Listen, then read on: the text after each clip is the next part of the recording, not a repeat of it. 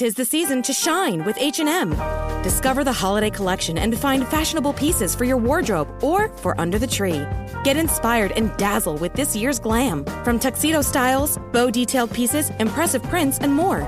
From unforgettable looks to unforgettable gifts. With fashion finds to home decor, find it all at H&M. Treat your loved ones and yourself this season. Shop in-store or at hm.com.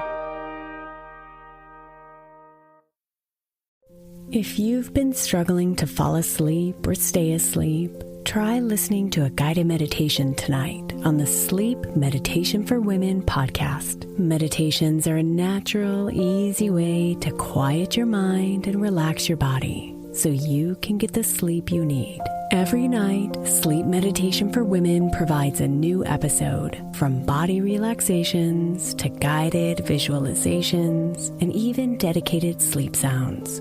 Listen for free now by searching Sleep Meditation for Women on your favorite podcast player and begin sleeping better tonight. This is Optimal Living Daily, episode 3000, Why I Walked Away from My Six-Figure Career by Joshua Fields Millburn of Minimalists.com. And I'm Justin Malik, your host and narrator for 3,000 episodes over the span of 8 years, almost exactly, in fact. We're about 3 days away from the 8-year anniversary. So for this special milestone, I thought I'd do something a bit different, and that is to play my very first narration ever, a great article from Joshua of the Minimalists. It'll be nice to see how my narration, voice, and quality has changed over the years. And you'll have the pleasure of hearing the somewhat loud music that I used to play in the episodes too. I think most people are happy that that's gone now. And by the way, if you've been listening since the beginning, you do have an extra special place in my heart. Thank you for sticking around. But if you're newer here, hey, maybe you'll be listening years from now. It's not uncommon to hear people start from the beginning or work their way backwards even this late. So in any case, thank you for being here for episode 3000 and for 8 years of OLD. And with that, here's a flashback to episode 1 as we optimize your life. This is Optimal Living Daily, episode 1, Why I Walked Away from My Six-Figure Career by Joshua Fields Millburn of Minimalists.com. Get ready to maximize your potential with Optimal Living Daily, the podcast that brings you the best in personal development and productivity every day of the week. Your optimal life awaits. Now here's your host, Justin Malik.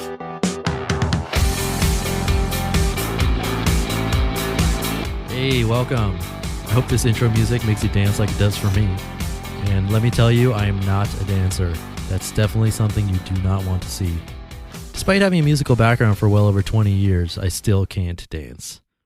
Anyway, how's it going, old friend? By the way, I will say this now, it being the first episode and all. I might make really bad puns off of the word old, since that's the acronym for the show, Optimal Living Daily. And the website is oldpodcast.com, so I might refer to you as old, but that's meant to be, friendly and cordial, no matter your age. So, yeah, that's that. And speaking of oldpodcast.com, that's today's sponsor. Yes, I am sponsoring myself because it's episode number 1. So if you enjoy this content, the best way to give back is to visit oldpodcast.com and subscribe to the weekly newsletter, which is a nice and short summary of tips and great finds that can optimize your life one step at a time. Plus, you get a free gift for joining, so check that out. That's oldpodcast.com, oldpodcast.com. Today I'll be reading to you a post from theminimalists.com where Joshua Fields Millburn and Ryan Nicodemus write about living a meaningful life with less stuff for 4 million readers. Check them out at theminimalists.com or themins.com, and you can follow the author of today's post, Joshua, on Twitter at JFM, which is a nice little minimalist Twitter handle. And now on to optimizing your life. Why I Walked Away from My Six-Figure Career by Joshua Fields Millburn of Minimalists.com. Today, March 1st, 2011, was my point of no return. I quit my job. It feels great to write those 4 words, but it is also terrifying and exhilarating and scary and exciting and surreal and unbelievable and, in many ways, indescribable. I'm listening to Nina Simone's Feeling Good as I write this. Her words, "It's a new dawn, it's a new day, it's a new life for me, and I'm feeling good," best describe what I feel right now.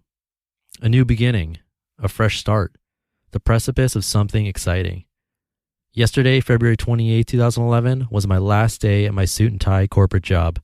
Over the past dozen years, since age 18, I've spent nearly 80 hours a week working my way up the corporate ladder at a large telecom company in the Midwest, from retail sales rep to sales manager to store manager to regional manager to most recently director of operations for 150 retail stores, where I led hundreds of employees and managed a multi-million-dollar operations budget. Throughout my tenure, I opened dozens of retail stores, hired hundreds of employees, and helped many people grow professionally.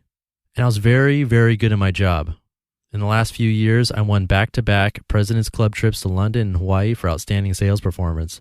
I hired some of the best people in the industry, people who quickly advanced throughout the organization, including Ryan, who runs this website with me now, as well as Stan, one of my closest friends. And I was poised to become a C-level executive before age 40. In short, I had it made.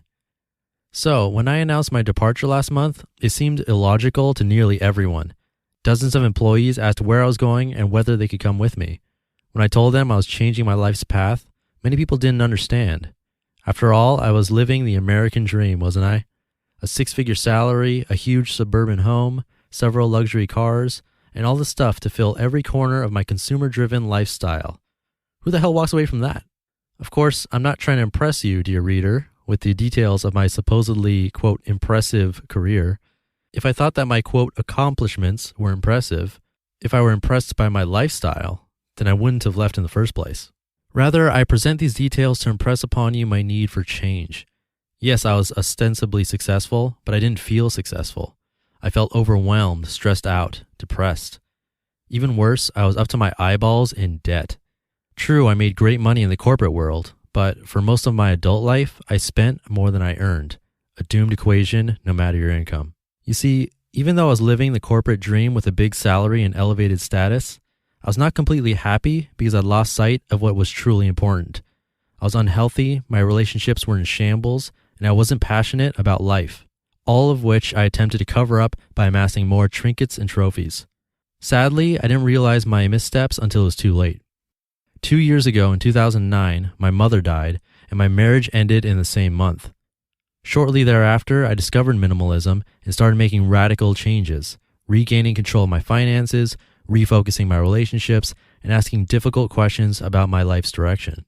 In time, I realized I was not pursuing my passion, nor was I growing as an individual or contributing beyond myself in a meaningful way. I wasn't living the dream, I was living a lie. But today, that chapter is ended. To be clear, I didn't barrel into my boss's office and yell, "Screw you, I quit." No, I had mixed emotions about leaving my job. I care about many of the people there and enjoyed much of the job itself. So my, quote, "screw you" is not to my former job at all. I'm not quitting a job. The job is not the point. Instead, I'm walking away from my old lifestyle. I have to stop living the lie and start living the life. How will I earn a living? To be honest, I'm not entirely sure, but I've spent the last 2 years working hard to reduce my bills substantially and pay off massive amounts of debt. Yes, I'll still need to earn money to keep the lights on, but making money is no longer a priority. I need only work to earn enough money to live, not live to work. My initial plan is to be a part-time barista at a local coffee house and earn enough to pay my bills, food, rent, utilities, insurance, while writing full-time. Who knows? Maybe this writing thing will yield a full-time income one day. But even if it doesn't, that's okay because I'm passionate about writing, especially literary fiction. Rather than spending my time herding masses of people into cubicle farms, I've decided to focus on my real priorities: health, relationships, passion, growth, and contribution. These values comprise the foundation of a meaningful life, not money or stuff or the title on a business card. I'll contribute to people via this website. I'm thankful people find value here. I'll also contribute through other means, such as charity and donating my time to help others, writing and contributing. That's what I'm doing now. I refuse to be a slave to cultural expectations, ensnared by the trappings of money and power and perceived success. So to my old life, I bid you farewell. Screw you, I quit. 2012 update. I'm happy to report that only a year later, I'm making a full-time living as an author. Even though I earn considerably less than my corporate salary, I also think about money differently these days, and I've never been happier. You just listened to the blog post titled Why I Walked Away from My Six-Figure Career by Joshua Fields Millburn from theminimalists.com. Please check them out and let them know that I sent you. If you enjoyed this reading, you might also like zenhabits.net. That's another site that has similar content and one that I'll be reading from in a future episode. I'm bringing you this content in audio form for free and as my own sponsor, so all I ask for your support is to please subscribe to keep listening and visit oldpodcast.com to join the newsletter. And that's my way of knowing that you're interested in hearing more. You can also contact me there with feedback, but better yet, hit me up on Twitter at oldpodcast. And if you have other blogs you'd like conveniently read to you right here, I'll read them to you. Just send a tweet to both the author and me. I need their permission to do it.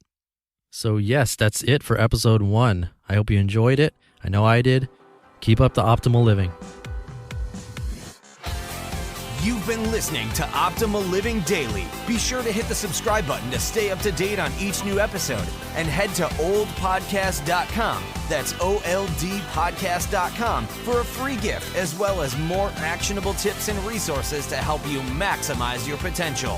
Thanks for joining us, and remember, your optimal life awaits.